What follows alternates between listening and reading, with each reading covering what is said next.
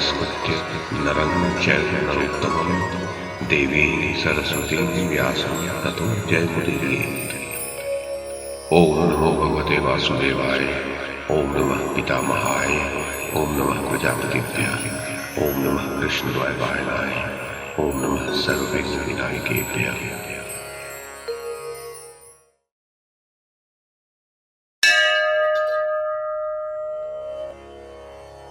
संजय ने कहा, महाराज धृतराष्ट्र, दुर्योधन बोला, कर्ण, ये मद्रराज शल्य तुम्हारा सारथ्य कर्म करेंगे। देवराज इंद्र के सारथी मातली के समान ये श्री कृष्ण से भी श्रेष्ठ रथ संचालक है। जैसे मातली इंद्र के अश्वों से जुटे हुए रथ की बागडोर संभालते हैं, उसी प्रकार ये तुम्हारे रथ के अश्वों को नियंत्रण में रखेंगे। जब तुम योद्धा बनकर रथ पर बैठोगे और मद्रराज शल्य सारथी के रूप में प्रतिष्ठित होंगे, उस समय वह श्रेष्ठ रथ निश्चय ही युद्ध स्थल में कुंती पुत्र को पराजित कर देगा।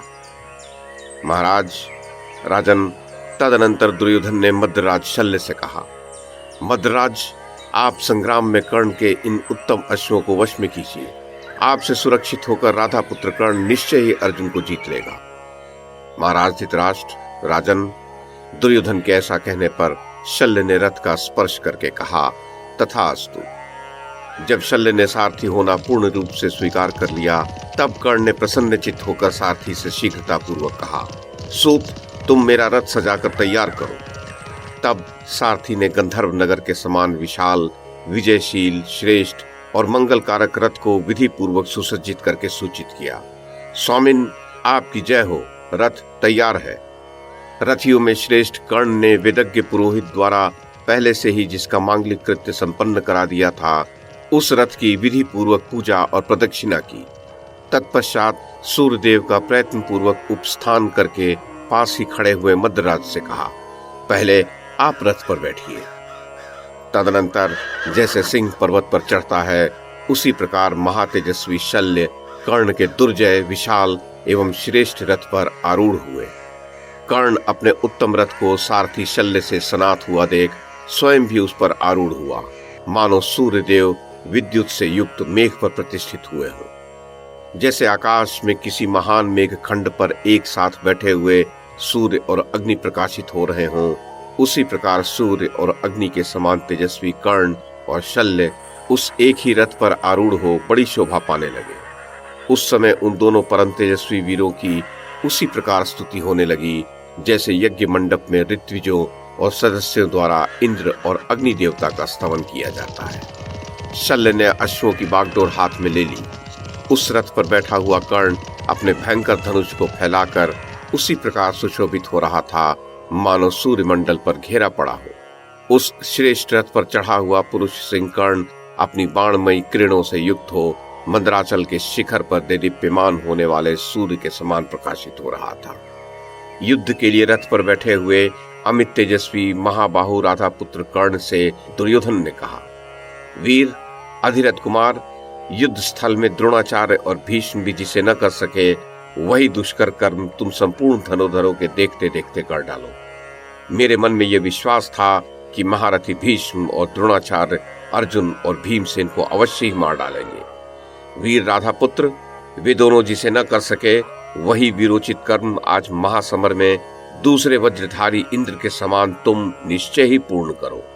राधानंदन, या तो तुम धर्मराज युधिष्ठिर को बंदी बना लेना, या अर्जुन, भीमसेन तथा माद्री कुमार नकुल सहदेव को मार डालना। पुरुष प्रवर, तुम्हारी जय हो, कल्याण हो। अब तुम जाओ और पांडु पुत्र की सारी सेनाओं को भस्म कर दो। राजन, तदनंतर सहस्रो तूर्य और कई सहस्र रणभेरियां बज उठी, जो आकाश में मेघों की गर्जना के समान प्रतीत हो रही थी। रथ पर बैठे हुए रथियों में श्रेष्ठ राधा पुत्र कर्ण ने दुर्योधन के उस आदेश को शिरोधार्य करके युद्ध कुशल राजा शल्य से कहा, महाबाहो, मेरे अश्वों को बढ़ाइए, जिससे कि मैं अर्जुन, भीमसेन, दोनों भाई नकुल सहदेव तथा राजा युधिष्ठिर का वध कर सकूं। शल्य, आज सैकड़ों और सहस्रों कंक पत्री बाणों की वर्षा करते हुए मुझ कर्ण के बाहुबल को अर्जुन देखे। शल्य, आज मैं पांडवों के विनाश और दुर्योधन की विजय के लिए अत्यंत तीखे बाण चलाऊंगा। राजन, तब शल्य ने कहा, सूत पुत्र, तुम पांडवों की अवहेलना कैसे करते हो? वे सब के सब तो संपूर्ण अस्त्रों के ज्ञाता, महाधनुर्धर, महाबलवान, युद्ध से पीछे न हटने वाले, अजय और सत्य पराक्रमी हैं। वे साक्षात इंद्र के मन में भी भय उत्पन्न कर सकते हैं। राधा पुत्र, जब तुम युद्ध स्थल में वज्र की गड़गड़ाहट के समान गांडीव धनुष का गंभीर घोष सुनोगे, तुम ऐसी बातें नहीं कह सकोगे। जब तुम देखोगे कि भीमसेन ने संग्राम भूमि में गजराजों की सेना के दांत तोड़ तोड़कर उसका संहार कर डाला है, तब तुम इस प्रकार नहीं बोल सकोगे।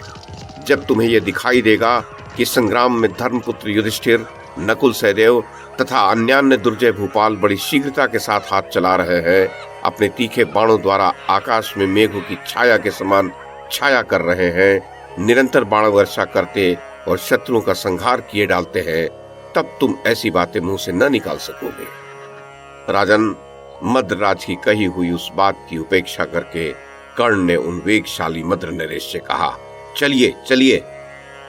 महाराज, जब महाधनुधर कर्ण युद्ध की इच्छा से सम्रांगण में डटकर खड़ा हो गया, तब समस्त कौरव बड़े हर्ष में भरकर सब ओर कोलाहल करने लगे। तदनंतर आपके पक्ष के समस्त वीर दुंदुभी और भेरियों की ध्वनि, बाणों की सनसनाहट और वेगशाली वीरों की विविध गर्जनाओं के साथ युद्ध के लिए निकल पड़े। उनके मन में यह निश्चय था कि अब मृत्यु ही हमें युद्ध से निवृत्त कर सकेगी। राजन, कर्ण और कौरव योद्धाओं के प्रसन्नता पूर्वक प्रस्थान करने पर धरती डोलने और उच्च स्वर से अव्यक्त शब्द करने लगी। उस समय सूर्यमंडल से 7 बड़े बड़े ग्रह निकलते दिखाई पड़े। उल्कापात होने लगे, दिशाओं में अग्नि सी जल उठी, बिना वर्षा के ही बिजलियां गिरने लगी और भयानक आंधी चलने लगी। बहुतेरे मृग और पक्षी महान भय की सूचना देते हुए अनेक बार आपकी सेना को दाहिने करके चले गए। कर्ण के प्रस्थान करते ही उसके अश्व पृथ्वी पर गिर पड़े और आकाश से हड्डियों की भयंकर वर्षा होने लगी। प्रजानाथ, कौरवों के शस्त्र जल उठे, ध्वज हिलने लगे और वाहन अश्रु बहाने लगे। ये तथा और भी बहुत से भयंकर उत्पात वहां प्रकट हुए, जो कौरवों के विनाश की सूचना दे रहे थे। परंतु दैव से मोहित होने के कारण उन सब ने उन उत्पातों को कुछ गिना ही नहीं। सूत पुत्र के प्रस्थान करने पर सब राजा उसकी जय जयकार बोलने लगे। कौरवों को यह विश्वास हो गया कि अब पांडव परास्त हो जाएंगे। नरेश्वर, तदनंतर प्रकाशमान सूर्य और अग्नि के समान तेजस्वी शत्रु वीरों का संहार करने में समर्थ एवं रथ पर बैठा हुआ रथी श्रेष्ठ कर्ण ये देखकर कि भीष्म और द्रोणाचार्य के पराक्रम का लोप हो गया, अर्जुन के अलौकिक कर्म का चिंतन करके अभिमान और दर्प से दग्ध हो उठा तथा क्रोध से जलता हुआ सा दीर्घ निश्वास खींचने लगा। उस समय उसने शल्य को संबोधित करके कहा, राजन, मैं हाथ में आयुध लेकर रथ पर बैठा रहूं, उस अवस्था में यदि वज्र धारण करने वाले इंद्र भी कुपित होकर आ जाएं, तो उनसे भी मुझे भय न होगा। भीष्म आदि महारथियों को रणभूमि में सदा के लिए सोया हुआ देखकर भी अस्थिरता मुझसे दूर ही रहेगी। भीष्म और द्रोणाचार्य देवराज इंद्र और विष्णु के समान पराक्रमी, सबके द्वारा प्रशंसित, रथों, अश्वों और गजराजों को भी मत डालने वाले तथा अवध्य तुल्य थे। जब उन्हें भी शत्रुओं ने मार डाला, तब मेरी क्या गिनती है। ये सोचकर भी आज मुझे रणभूमि में कोई भय नहीं हो रहा है।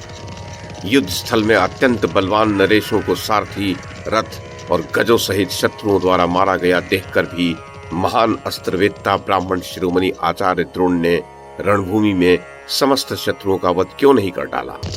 अतः महासमर में मारे गए द्रोणाचार्य का स्मरण करके मैं सत्य कहता हूँ, कौरवों, तुम लोग ध्यान देकर सुनो।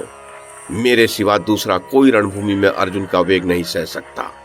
वो सामने आए हुए भयानक रूपधारी मृत्यु के समान है। शिक्षा, सावधानी, बल, धैर्य, महान अस्त्र और विनय, ये सभी सद्गुण द्रोणाचार्य में विद्यमान थे। वे महात्मा द्रोण भी यदि मृत्यु के वश में पड़ गए तो अन्य सब लोगों को भी मैं मरणासन ही समझता हूँ। बहुत सोचने पर भी मैं कर्म संबंध की अनित्यता के कारण इस लोक में किसी भी वस्तु को नित्य नहीं मानता। जब आचार्य द्रोण भी मार दिए गए, तब कौन संदेह रहित होकर आगामी सूर्योदय तक जीवित रहने का दृढ़ विश्वास कर सकता है। निश्चय ही अस्त्र, बल, पराक्रम, क्रिया, अच्छी नीति अथवा उत्तम आयुध आदि किसी मनुष्य को सुख पहुंचाने के लिए पर्याप्त नहीं है, क्योंकि इन सब साधनों के होते हुए भी आचार्य को शत्रुओं ने युद्ध में मार डाला। अग्नि और सूर्य के समान तेजस्वी, विष्णु और इंद्र के समान पराक्रमी तथा सदा बृहस्पति और शुक्राचार्य के समान नीतिमान गुरुदेव को बचाने के लिए दुसह अस्त्र उनकी रक्षा न कर सके। शल्य, द्रोणाचार्य के मारे जाने पर सब ओर त्राही त्राही की पुकार हो रही है। स्त्रियां और बच्चे बिलक बिलक कर रो रहे हैं तथा दुर्योधन का पुरुषार्थ दब गया है। ऐसे समय में दुर्योधन को मेरी सहायता की विशेष आवश्यकता है। मैं अपने इस कर्तव्य को भली भांति समझता हूँ, इसलिए तुम शत्रुओं की सेना की ओर चलो। जहाँ राजा युधिष्ठिर खड़े हैं, जहाँ भीमसेन, अर्जुन, वसुदेव नंदन श्री कृष्ण, सात्विकी, सृंजय वीर तथा नकुल और सहदेव डटे हुए हैं, वहाँ मेरे सिवा दूसरा कौन उन वीरों का वेग सह सकता है। इसलिए मद्राज, तुम शीघ्र ही रणभूमि में पांचाल, पांडव तथा सृंजय वीरों की ओर रथ ले चलो। आज युद्ध स्थल में उन सब के साथ भिड़कर या तो उन्हें ही मार डालूंगा या स्वयं ही द्रोणाचार्य के मार्ग से यमलोक चला जाऊंगा। शल्य, मैं उन शूरवीरों के बीच में नहीं जाऊंगा, ऐसा मुझे न समझो, क्योंकि संग्राम से पीछे हटने पर मित्रद्रोह होगा और ये मित्रद्रोह मेरे लिए असह्य है। इसलिए मैं प्राणों का परित्याग करके द्रोणाचार्य का ही अनुसरण करूंगा। विद्वान हो या मूर्ख, आयु की समाप्ति होने पर सभी का यमराज के द्वारा यथा योग्य सत्कार होता है, उससे किसी को छुटकारा नहीं मिलता। अतः विद्वान, मैं कुंती के पुत्रों पर अवश्य चढ़ाई करूंगा। निश्चय ही दैव के विधान को कोई पलट नहीं सकता। धृतराष्ट्र पुत्र राजा दुर्योधन सदा ही मेरे कल्याण साधन में तत्पर रहा है, अतः आज उसके मनोरथ की सिद्धि के लिए मैं अपने प्रिय भोगों को और जिसे त्यागना अत्यंत कठिन होता है, उस जीवन को भी त्याग दूंगा। गुरुवर परशुराम जी ने मुझे यह व्याघ्र चर्म से आच्छादित और उत्तम अश्वों से जुता हुआ श्रेष्ठ रथ प्रदान किया है। इसमें 3 सुवर्णमय कोश और रजतमय त्रिवेणु सुशोभित है। इसके धुरों और पहियों से कोई ध्वनि नहीं निकलती है। शल्य, तत्पश्चात उन्होंने भली भांति इस रथ का निरीक्षण करके बहुत से विचित्र धनुष, भयंकर बाण, ध्वज, गदा, खड़ग, चमचमाते हुए उत्तम आयुध तथा गंभीर ध्वनि से युक्त भयंकर श्वेत शंख भी दिए थे। यह रथ सब रथों से उत्तम है। इसमें पताकाएं फहरा रही हैं, श्वेत अश्व जुटे हुए हैं और सुंदर तरकस इसकी शोभा बढ़ाते हैं। चलते समय इस रथ की धमक से वज्रपात के समान शब्द होता है। मैं इस रथ पर बैठकर रणभूमि में अर्जुन को बलपूर्वक मार डालूंगा। यदि सबका संहार करने वाली मृत्यु सदा सावधान रहकर समरांगण में पांडु पुत्र अर्जुन की रक्षा करे, तो रण क्षेत्र में उससे भी भिड़कर या तो मैं उसे ही मार डालूंगा या स्वयं ही भीष्म के सम्मुख यमलोक को चला जाऊंगा। अधिक कहने से क्या लाभ। यदि इस महासमर में अपने गणों सहित यम, वरुण, कुबेर और इंद्र भी एक साथ आकर यहाँ पांडु पुत्र की रक्षा करना चाहें, तो मैं उन सब के साथ ही उसे जीत लूंगा। नरेश्वर, पराक्रमी मद्रराज शल्य युद्ध के उत्साह में भरकर बढ़ बढ़कर बातें बनाने वाले कर्ण के उस कथन को सुनकर उसकी अवहेलना करके उपहास करने लगे। उन्होंने ऐसी बातें कहने से कर्ण को रोका और उससे कहा, कर्ण, बस अब बढ़ बढ़कर बातें बनाना बंद करो, बंद करो। तुम उत्साह में आकर अपनी शक्ति से बहुत अधिक बड़ी बात कह गए। भला कहाँ नरश्रेष्ठ अर्जुन और कहाँ मनुष्यों में अधम तुम। बताओ तो सही, अर्जुन के सिवा दूसरा कौन ऐसा वीर है जो साक्षात विष्णु भगवान से सुरक्षित यदुवंशियों की पुरी को, जिसकी उपमा देवराज इंद्र द्वारा पालित देवनगरी अमरावती से दी जाती है, बलपूर्वक मत कर पुरुषोत्तम श्री कृष्ण की छोटी बहन सुभद्रा का अपहरण कर सके। देवराज इंद्र के समान बल और प्रभाव रखने वाले अर्जुन को छोड़कर इस संसार में दूसरा कौन ऐसा वीर पुरुष है जो एक वन्य पशु को मारने के विषय में उठे हुए विवाद के अवसर पर ईश्वरों के भी ईश्वर त्रिलोकीनाथ भगवान शंकर को भी युद्ध के लिए ललकार सके। अर्जुन ने अग्निदेव का गौरव मानकर गरुड़, पिशाच, यक्ष, राक्षस, देवता, असुर, बड़े बड़े नाग तथा मनुष्यों को भी बाणों द्वारा परास्त कर दिया और अग्नि को अभिष्ट भविष्य प्रदान किया था। कर्ण, स्मरण है वह घटना जबकि कुरुजांगल प्रदेश में घोष यात्रा के समय गंधर्वों ने शत्रु बनकर दुर्योधन का अपहरण कर लिया था। उस समय इन्हीं अर्जुन ने सूर्य किरणों के समान तेजस्वी उत्तम उत्तम बाणों द्वारा उन बहुसंख्यक शत्रुओं को मारकर धृतराष्ट्र पुत्र को बंधन से मुक्त किया था। उस युद्ध में तुम सबसे पहले भागे थे। उस समय पांडवों ने गंधर्वों को पराजित करके कलह प्रिय धृतराष्ट्र पुत्र को बंधन से छुड़ाया था। क्या वो सब बातें तुम्हें स्मरण हैं? विराटनगर में गोहरण के समय पुरुष श्रेष्ठ अर्जुन ने विशाल बल वाहन से संपन्न तुम सब लोगों को द्रोणाचार्य, अश्वत्थामा और भीष्म सहित परास्त कर दिया था। उस समय तुमने अर्जुन को क्यों नहीं जीत लिया था? सूतपुत्र, अब आज तुम्हारे वध के लिए पुनः यह दूसरा उत्तम युद्ध उपस्थित हुआ है।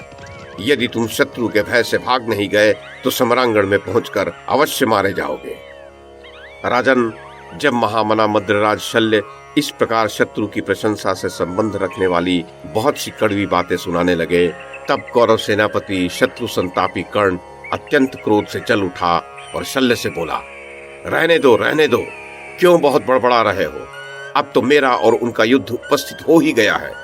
यदि अर्जुन यहाँ युद्ध में मुझे परास्त कर दे, तब तुम्हारा यह बढ़ बढ़कर बातें करना ठीक और अच्छा समझा जाएगा। राजन, तब मद्रराज शल्य एवं मस्तु कहकर चुप हो गए। उन्होंने कर्ण की उस बात का कोई उत्तर नहीं दिया। तब कर्ण ने युद्ध की इच्छा से उनसे कहा, शल्य, रथ आगे ले चलो। तत्पश्चात शल्य, जिसके सारथी थे और जिसमें श्वेत अश्व जुते हुए थे, वो विशाल रथ अंधकार का विनाश करने वाले सूर्यदेव के समान शत्रुओं का संहार करता हुआ महाराज धृतराष्ट्र आगे बढ़ा।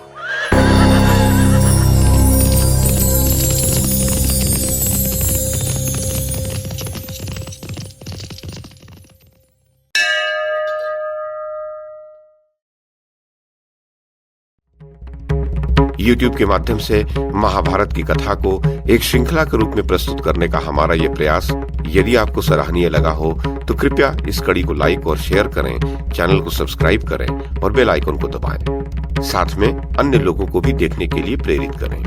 धन्यवाद और नमस्कार।